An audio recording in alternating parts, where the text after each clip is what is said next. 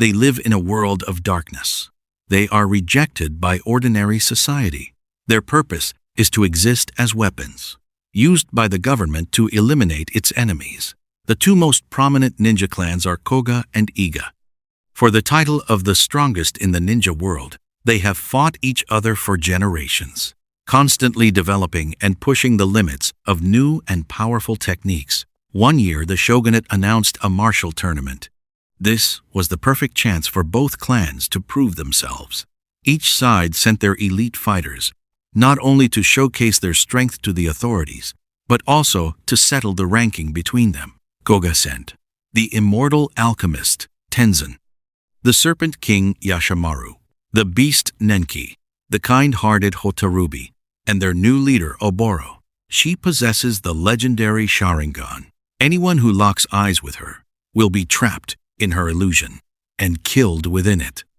Iga sent the monk master Akahoshi Boma, the projectile expert Chikuma Koshiro, the deadly beauty Kagero, the faceless Kisaragi Seimon, and their leader Genosuke, a man with the supernatural Byakugan. He can stop time, slowing down his enemies' attacks.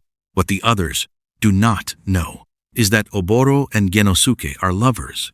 They have always been deeply in love, but because of the hatred between their clans, they can only meet in secret. On the day of the tournament, these ninjas have been trained in brutal techniques since birth. With just a small effort, they can take a life. Ordinary samurai cannot last even 5 seconds against them. Their combat skills far exceed normal humans. They can even use what feels like magic, or forbidden arts, such as tunneling underground, eye techniques, disguises, illusions, immortality, and these are only a fraction of countless ninja techniques. Each ninja develops differently, learning skills that match their own talents. As the first fighters step into battle, the officials are completely shocked. They never expected such a massive gap between ninjas and samurai. The ninjas use only a fraction of their power, yet cause heavy casualties among the soldiers. Seeing this terrifying strength, the shogun becomes uneasy. If these ninjas ever fall out of control, they would become his greatest threat. Realizing this, he changes the rules. He orders 5 ninjas from each side to fight. Only the side that survives will be recognized. A war between the ninja clans is about to begin. The first clash begins with Koga's Nenki, with beast-like senses. He targets Seimon. His steel claws are his weapon. But Seimon can transform into anything and erase his scent. Nenki struggles to track him. He cannot find Seimon at all. Every time he charges at a target, Seimon vanishes. Frustration takes over. Nenki blindly attacks again and again. Then Kagero appears. Her seductive face and graceful figure awaken Nenki's instincts. Even a ninja has desires. And Nenki loses himself completely. He rushes toward her, drawn by her beauty. As he leans in toward her lips, the poison inside her body slips into his. Nenki collapses instantly, becoming the first to fall. Kagero claims the first kill. Next, Yashimaru encounters Koshiro. Their previous match against samurai had no winner, but this time, there are no words.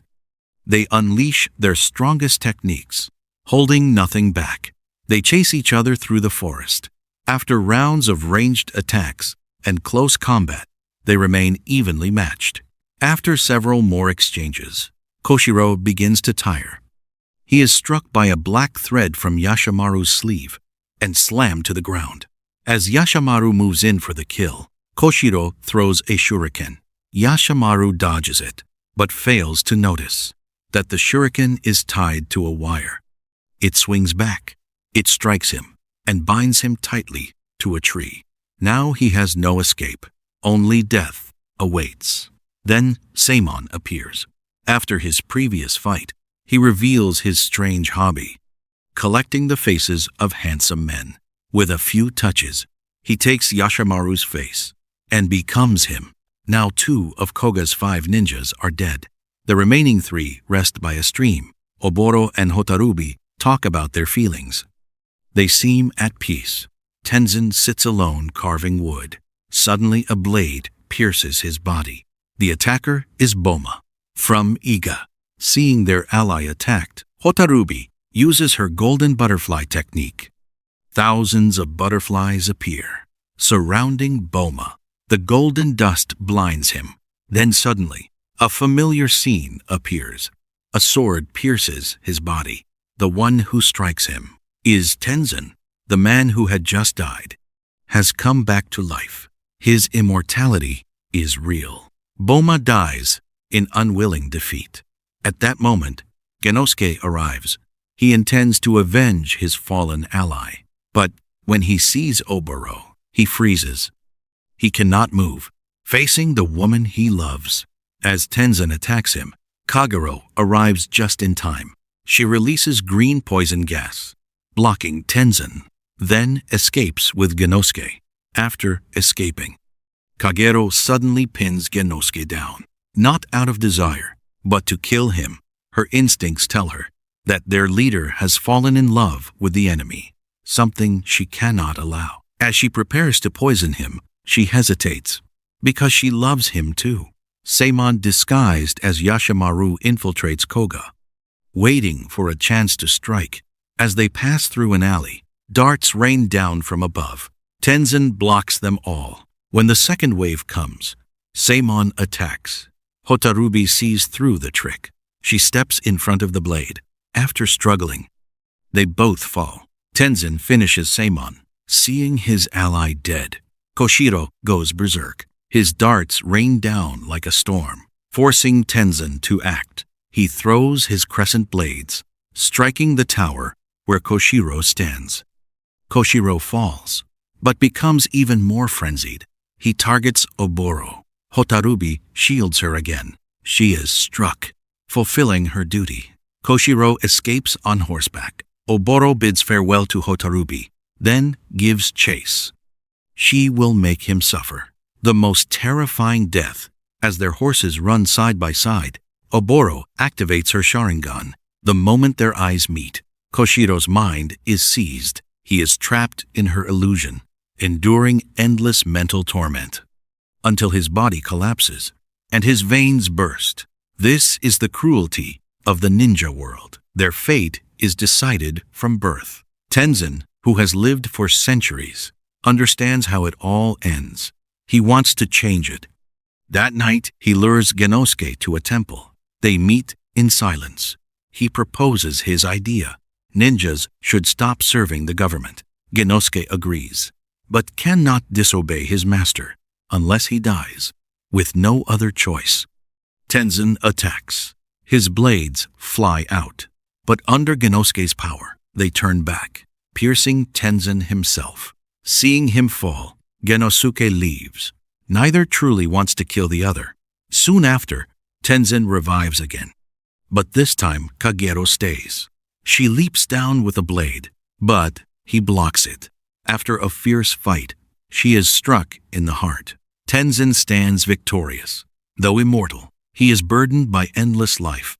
Watching his allies die again and again leaves him empty. His mind drives him to kiss Kagero. Perhaps only her poison can free him from this suffering. The next day, the two leaders finally meet. They are lovers, deeply in love, but bound by their duties. Only one can survive. In the end, Genosuke sacrifices himself. A couple meant to live happily becomes an Eastern Romeo and Juliet. Oboro carries his final wish and returns to the shogunate. But the authorities still fear the ninjas. They demand she destroy her own eyes, or they will wipe out her village. Innocent and kind, she obeys. But her kindness earns no trust. In the end, the ninja village is destroyed under a barrage of cannon fire.